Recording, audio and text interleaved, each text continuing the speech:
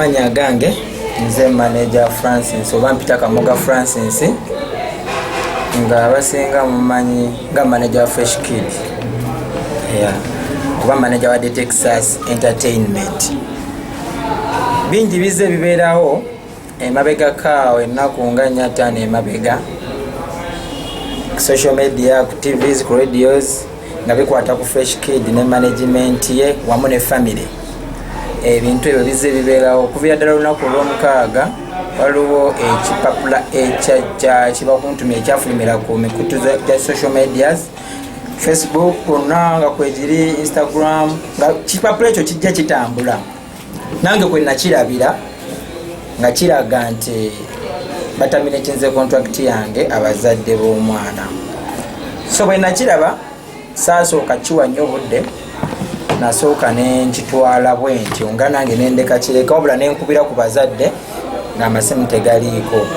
Ebintu bize bingi bibeerawo paka bwe nsazeewo ne ŋŋamba kambuulira abantu right now ekituufu ekiri okubanga leero olunaku lwa kusatu ekipapula ekyo nakiraba ku social media ku lwa mukaaga naye leero olwokusatu nze lwenkifunye mu hard copy. Olupapula olwo leero lwentoseko ku makya buli omu yafunako yalaba oba ku social media olupapula olufaananako bwe buti lwafuluma ku social media wonna nange we nalulabira wabula nze lufuna bwe nti mu ngalo lufunye lwaleero ku lwokusatu. So okuva we nalaba olupapula luno ku social media nengamba biki ebigenda mu maaso nenjogerako n'abazadde balooya abankozesa bwe twakolera contract minisita Nakiwala bantu bangi mubuze ensonga nga si nagifuna bulungi wabula ensonga we nagitegeeredde si nakitegeeredde mawulire nga taata w'omwana acomplaininga ng'alina ensonga ye ey'essente. Kati bwe nakitunuddemu ne tutuula ne management yange ne baloya ba kampani yange ne tutuulamu ne tufuna ekyokukola. So ate era twali tufunye ekyokukola ku makya kwe kufuna ate olupapula luno leero.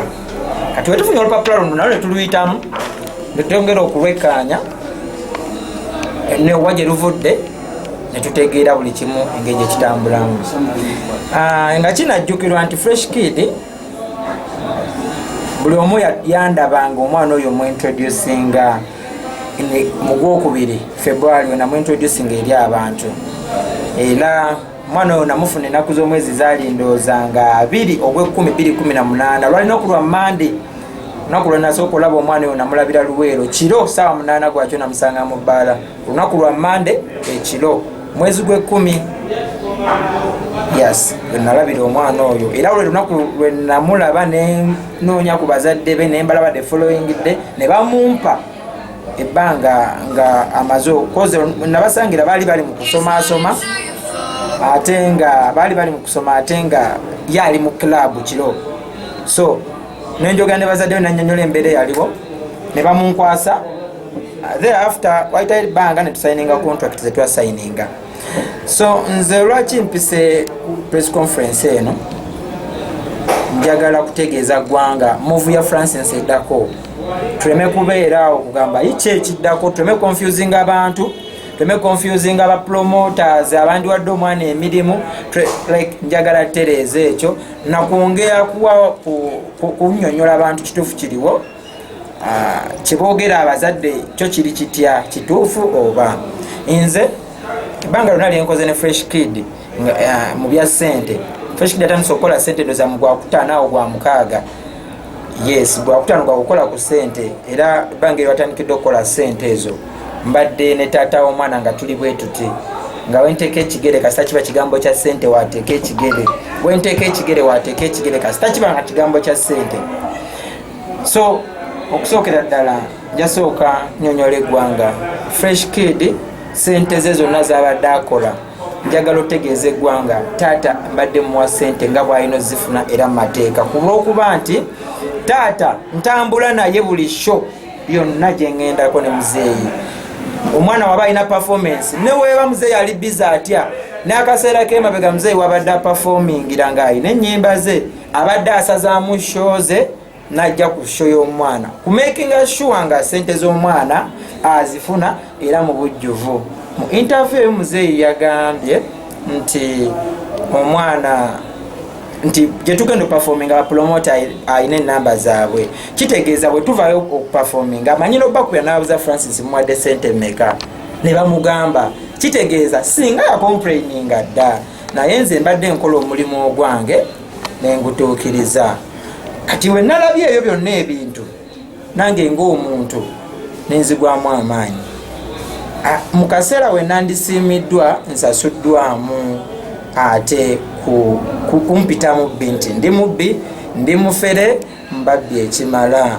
Kati nze ng'omuntu sirina nnyo kyenja kwogera ku nsonga y'abantu bano kutaminatinga contract yange lwa nsonga taata yazaala omwana oyo era mwana we nze nga Francis wendi nga manager w'omwana era mbaddewo nga manager w'omwana kuba namusanga busanzi ne bamunkwasa tafuukanga wange nti mwana nze muzaala asigala mwana wa Mutabazi Paulo ne Namata Madrini.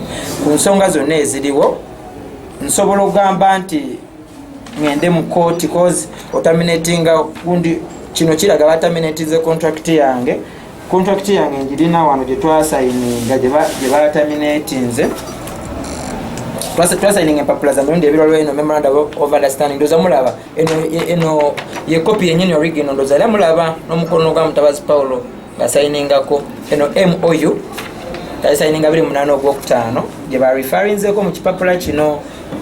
Then eno management contract era mulaba omukono gwa Mutabazi guguno ne wanene mabega yasayininga wanene era mugulaba eno management contract gye twasayininga nga 3 July. Kati mukubitunulamu ennyo ng'omuntu olanga ne management kulwokubanga ffe management yaffe weeri era yaliwo ate ekyalina abayindi abalala bokwasaganya. Tetwagala kwonona kitiibwa ky'abazadde, twagala kwonona kitiibwa kya kampani yaffe, twagala buli omu asigaze ekitiibwa kye. Nange kyensaba bandekere ekitiibwa kye nga manager baleme kutta byenkola cause ffe tuli mu music. Lero wemba nina Fresh Kid enkya nsobola obbeera n'omuyimbi ow'enjawulo. Kitegeeza ki? Kyensaba ebigambo byonna bambi nsaba babuulire public ebintu ebituufu basobole okuuma career yange n'ebintu byenkola n'ekitiibwa kyange kyenkozeeko ekitono nkikoze nsaba bakisiime. Mukyo nze kambayiteeko ebintu ebimu ebitonotono byenkozeeko mu mwaka ogumu gwe mbadde ne Fresh Kid kubamba gange Fresh Kid namufuna ng'ennaku z'omwezi 22 omwezi ogw'Ekkumi mwaka 2018 that is last year. Era namala emyezi ebiri nga nzijanja Fresh Kid alina ebintu byali yalwala bwe yawona na introducinga Fresh Kid mu bantu ng'ennaku z'omwezi 24 omwezi ogwokubiri twata oluyimba lwa Fresh Kid olusooka ng'ennaku z'omwezi 24 twata oluyimba lw'abanteeka oluyimba olwo ne tulukolera video immediately video ne tugita ennaku z'omwezi nga 2 ogwokusatu yali entandikwa ya Fresh Kid then n'ennyimba endala ne zijja nga zikola ki nga zigoberera mpola mpola. Katonda abadde mulungi Fresh Kid abantu mwamuwelokaminga bulungi era ne mumuwagala naffe fena ne mutulaga laavu ne family ne mugiraga laavu. Bizze bibaawo nkoze nnyo ku Fresh Kid okulaba nga siswala Fresh Kid nenkola nnyo n'abeera mu kuyimba kwe n'akufunamu atya. Fresh Kid brand ambassador wa Canaan Soda ekyo mwena mukimanyi ago maanyi gange. Fresh Kid okuba brand ambassador wa Canaan Soda ayina sente zafuna omuntu omulaza tasobola nakumanya naye nga atazifuna zigendayo ku account naye byo tebyogerwako. Fresh Kid right now asomera Kampala Parents agogo n'amaanyi gange kubanga Fresh Kid gye yali asomera nange essomero linali mutaddeko tosobola ligeraageranya na Kampala Parents. So agogo n'amaanyi gaffe kuba nti twateekamu nga management amaanyi ensi yonna ne mwami Rajiv n'asobola oyiraba omwana oyo okuba nti amuyita. Fresh Kid improvinze bingi mweke nyini banamuli mwamukwatanga interview nga tasobola kugera dda akagambo k'oluzungu right now ayogera oluzungu kitegeeza Kampala Parents ekoze omulimu gw'amaanyi naye ku maanyi gange still Fresh Kid atambudde ku myaka egyo ku mwaka ogumu gwe mbadde naye n'ennyimba ze nsobodde okufunayo ku contracts z'ebweru. Fresh Kid n'agendako e Dubai, Fresh Kid n'agendako e South Sudan, Fresh Kid mbadde nina olugendo olwajja mutwale South Africa naye kati bino bizzeeyo simanyi ng'egye tujja kikolamu. So Fresh Kid atambuddeko. Fresh Kid bintu bingi bizze bibeera mu bulamu bw'ensi eno. Fresh Kid awangudde za award manyi gange koze kigambo promotion abantu amanyi music musobola okitegeera nti oteekamu kinene omuntu okuba someone. Ife nga management wetwatuddemu netunuulira ebintu bino netugamba no mzee azze mabega nga asika omugwa still sigwe guno omulundi ogusoose netuvaayo ne final decision yaffe nganze nga manager Francis ne management yonna the Texas management kyetwasazeewo mu kyo kyekino sigenda kukwata mbu nkwate lupapula luno eno agreement gye nasaininga nabo eya 5 years nti mbatwale mu kooti of which nsobola nengenda mu court cause contract yange ekyali valid tebampitangako giterminatinga bo bakola kyabwe naye sigenda kikola lwansonga emu. Nze njagaliza Fresh Kid kirungi mukuleeta Fresh Kid twamuleeta kusoma netwamuleeta kuyimba luckily Katonda namuyamba ekitone nakyo nekigattira okwo. Fresh Kid mukumwagaliza singa tunasigala mu scandals zino paka omwana otagenda funa mirembe nga ye tuyinza bba tuli wano ye ng'omwana mutima gwe tetumanyi kyalowooza kubanga oli mwana wa myaka 8 osobola okujja n'omugamba yogera bwoti nayogera ekyo ky'omugambye naye nze kyensaba okusookera ddala omuntu yenna daddi oba mami oba ani gwe bakwasa omwana oyo musaba abeere mwegendereza era akwate omwana oyo bulungi amutwale maaso ne talenti ye ate kansuubire taata ye taafunemu mivuyo na manager oyo gwe yalabye nga ye mutuufu. Ife nga management tugenda kukwata omwana officially era leero njagala okibategeeza nti nze manager Francis ndi manager wa Texas management mbaddemu abayimbi babiri sofa Fresh Kid ne Joey Landa. Fresh Kid right now daddy kyeyasazeewo ngenda kiwa respect sigenda kijeemera kulwokuba nze njagaliza omwana oyo era nvudde emabega nga mwagaliza ate nja sigala mwagaliza paka naye giri bamyaka emeka nga Fresh Kid yeetaaga obuyambi wa Francis ndibeerawo siri muvaamu siri ate ne family eyo siri givaamu naye biri bamyaka emeka nze bayogedde bingi naye nze n'abasonyiye sibalinaako mutawana era muzeeyi mwagala mami mwagala sibalinaako mutawana kuviira ddala mabega. Ekyo njagala nkibabulire mubawadde omutima mulungi era taata sagala obe munakutya oba manager gwawadde omwana abe munakutya ngeri gyagenda kukolamu mirimu njagala mukole bulungi naye mwetaaga obuyambi bwange mujje nze nja kubanga wendi kyengenda okukola kiri kimu ngenda kukwata cause this December twali tulina shows nyingi zetukutte omwana oyo agenda kukola era sagala abewo omuntu yena atimba Fresh Kid atukira Francis natimba Fresh Kid abeemu kutya never. Fresh Kid agenda kukola shows zonna omuli eza Christmas zonna embala tulinayo show embale tulinayo show buli tulina show nyingi zonna agenda zikola naye bwe ziggwayo tetugenda ffe kuddamu nga management ya Texas kwata show ngenda kukiriza show muzeeyi azikwate ne management ye bakwate ezo era batumbule ekitone ky'omwana bamutwale maaso. So ffe tetugenda kugamba mbu tubasuuwinga tetugenda kugamba mbu tukola kikubanga oli omwana muto wetunatandika ebyo ebintu kati tubanga abakaanira ebyenfuna oli omwana muto kali akyalina ebirooto bingi nnyo nze nkyansobola ovaawo muzeeyi asobola ovaawo naye ye kale tulaba nga ebbanga lye likyali ddene akyalina ebyokukola bingi bw'aba ali mu music tannatambulako wadde 1% akyali so balina kukola nnyo omwana oyo basobole omutuusa awantu buli muntu yenna we yandimwagaliza oba nze nga Francis mwembadde mwagaliza kyenkoze nkikoze sisobola kyogerera wabula ensi musobola okiraba naye ku nsonga ya ssente gye bakomplainingako I'm very sure taata ng'otya Katonda nze okudda ku beeri ya mama wange oba mama wange okuvaawo kati taata mbadde nkuwa ssente zo nga bw'olina ozifuna leka kulimba abantu munnange nze nkwagala sobola kubaako na buzibu bwonna naye yogera amazima obadde osobola n'okujja n'obagamba nze Francis Mukoye wabula sikuta linnya lya Francis n'ogamba Francis Mukoye kamuggyeko omwana sisobola gaanira mwana bino bibeera but this is papers ekyobuntu kyekisinga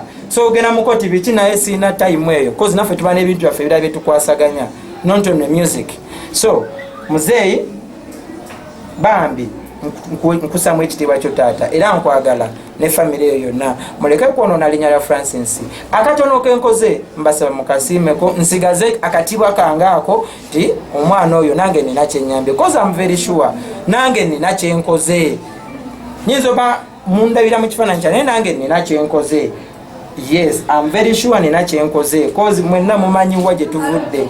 Kyensaba munyambe ekitiibwa kyange nkisigaze nga Francis. Muleme kuyonoona linnya lyange mu bigambo bya ssente. Nga n'omwana mmwe mwali mumunkwasa saamuleeta kukola ssente namuleeta kusoma. Okufuna ssente nammwe mwenna paka ssaawa zineeno. Okufuna amaanyi okwogera kyonna kyemwogera, omwana osomera gy'asomera, omwana ofuna buli kimu kyonna kyafunye music of which maanyi gange. Mbasaba musiimeko akatono ako wabula temwonoona kitiibwa kyange na linnya lyange na linnya lya kampani kuba nkyalina abayimbi bangi ab'okwasaganya. Nina Joelanda right now, nina omuyimbi mulala gwe ngenda okubalaga mu wiiki ng'emu oba bbiri omuto omulala mujja mulaba, I'm very sure mujja mwagala ate amanyi mumumanyi. So ebintu bingi bikyajja kyenjagala tusigale nga tukwatagana. Sirina buzibu na famire, sirina buzibu na muntu yenna. Nsaba kimu balekwe omwana akole kyalina okukola mu butuufu bwakyo bambi tebamubuza ate ne future ye eyongere okuba entangaavu.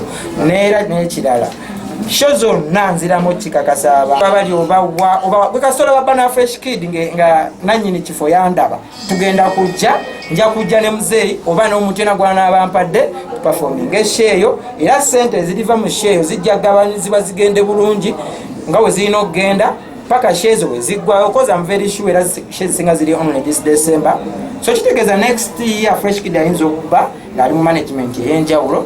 Bafani be musigale nga mumuwagira, musigale nga mwagala music kyonna kye baleeta welcoming cause Fresh Kid mwana muto talina kyamanyi, mwana muto ali innocent, mwana muto sookera macha n'omugamba yogera kino ku muntu n'akyogera. So mbegayiridde oli omwana temumujajinga, mbasaba bamuzeeyi tempajajinga, bebazaala omwana mubaleke batwale omwana mu mikono bo gye balabanga gye mituufu. Ekirungi nze nga Francis nkoze kyenkoze ensi esobola okiraba naye sirina bingi byenjagattako wabula kyenja okugamba nti right now Fresh Kid nze mutadde era muwadde abazadde officially si muwadde muntu nti muwadde gundi muwadde abazadde bali mikono Fresh Kid ali mikono gy'abazadde. Nze omulimu gwange nsigaze gumu right now ku Fresh Kid kuba show zonna ze nali nakwata era tujja kujja tukole byonna gye twakwata oba wa wadde wala wadde kumpi tujja kujja tuzikole sheezo zonna zigwe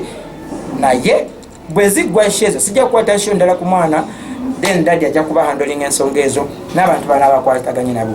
Mwebale nnyo mwebalire ddala unless nga waliwo kyemwandyagadde okumbuuzaayo ku nsonga ezo.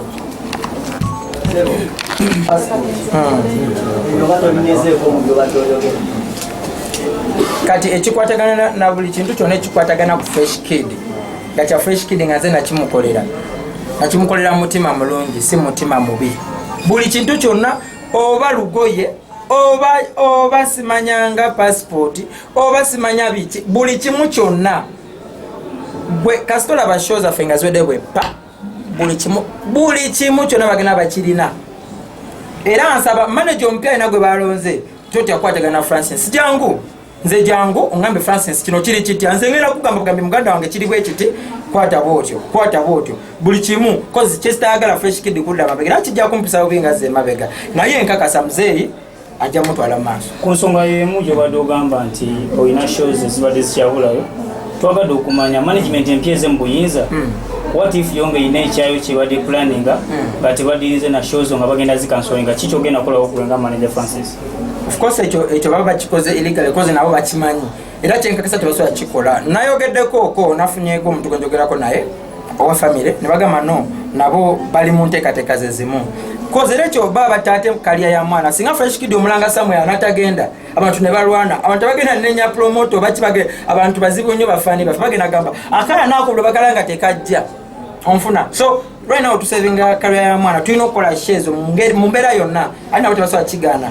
Yes cause era bwe bakigaana kitegeeza ate bagadde kusuula mwana tebasobola kigaana. I'm very sure show zonna zirina okukolebwa cause era twayogedde nabo ne bakikanyako show zonna zirina okukolebwa zibadde tulina okubagamba oba 90 days biki naye cause contract bwe kyogera naye sirina that time njagala time emu yokka yakumalayo show zokka. Ate ekibadde kigambibwa nti babadde bagenda ku show naye nga tebawaayo wadde facilitation. Ngera bwe tuze tubanyonyola esente zino Fresh Kid zakola zigabanyizibwa.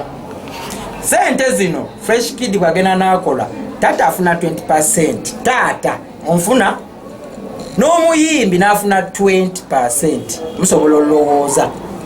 Ne maama n'afuna 10%, ne manager n'afuna 20%. Munfuna twate tuli mu 70.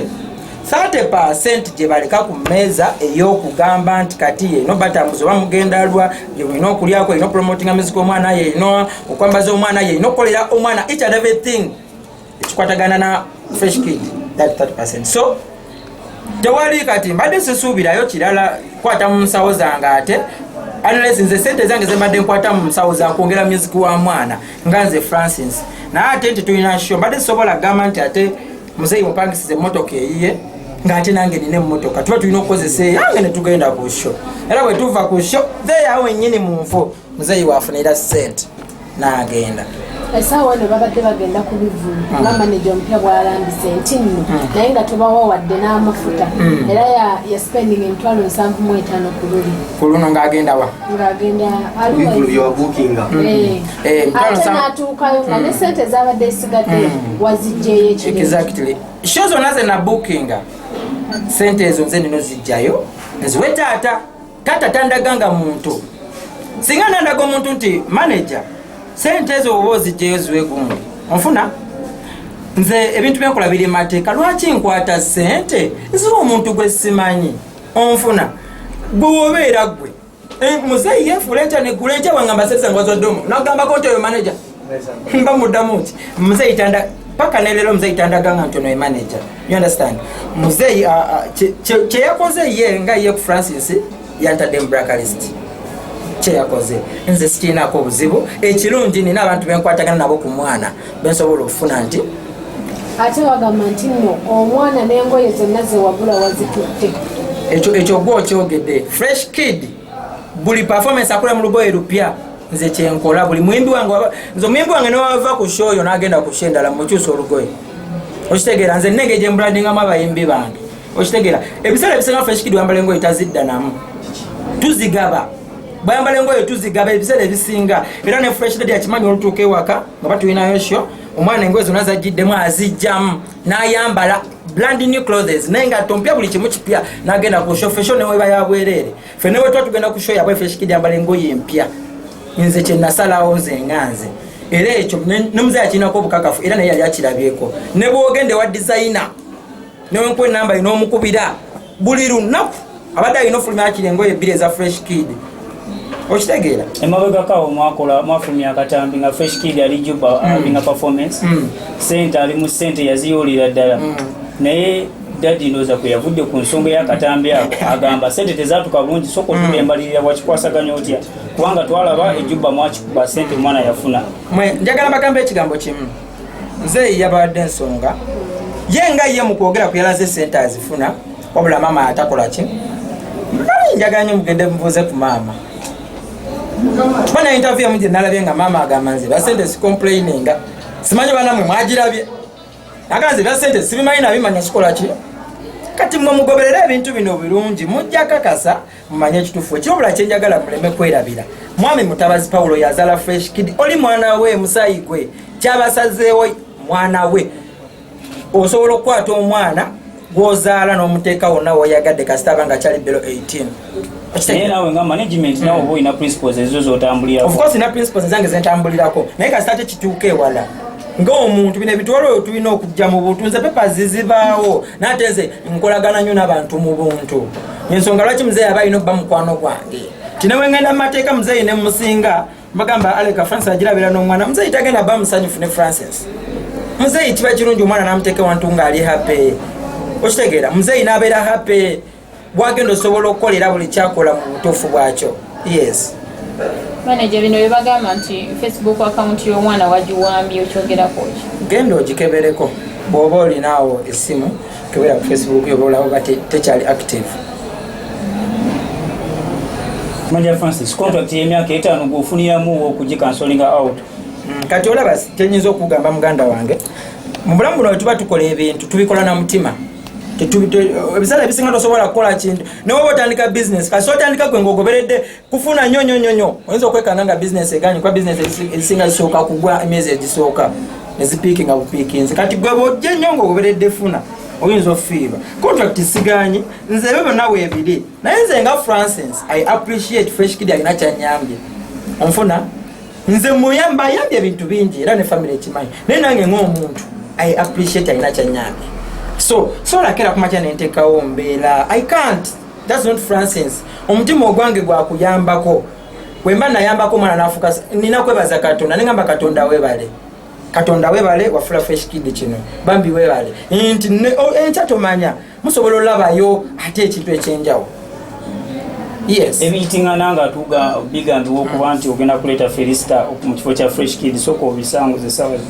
Kakati kyenjagala bagamba Francis njabba eramba wa step yange eddako right now njagadde mbabulire ekikwata ku nze ne Fresh Kid kyekyo nze ne Fresh Kid agenda sigala mu mikono mirala kyenjagadde otangaza ensi.